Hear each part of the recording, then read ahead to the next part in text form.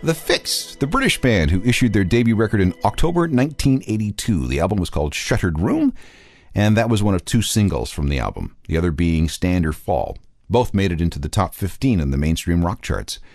The Fix is kind of like Roxy Music in that they never really broke up either. In fact, they're back with their classic lineup, the same group of guys that we hear on Red Skies.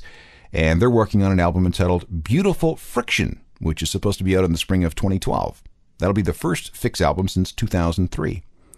That's a look at some of the things we heard in 1982. We'll pick another year and go deep next time.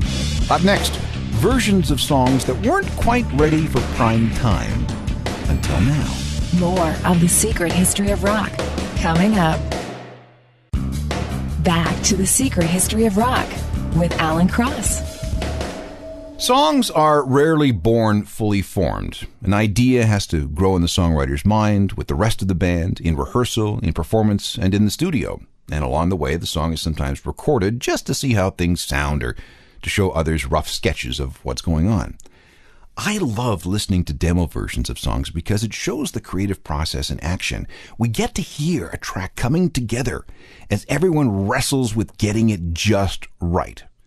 Now, sometimes these demos sound very close to the final versions, but other times it doesn't. Different arrangements, different lyrics, maybe even completely different everything.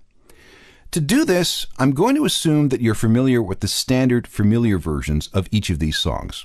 I want you to keep those recordings in mind as you listen to these pre-release demos. The first one is from The Cure. Boys Don't Cry was their second single, first released in the UK on June 15, 1979. And at the time, there were three people in the band. Robert Smith, of course, bass player Michael Dempsey, and Lol Tolhurst on drums. Everyone was still very, very young, and they were still trying to figure out what would be the signature Cure sound. More than a year before the official single was released, the band struggled through a recording session in May of 1978. This is what it sounded like.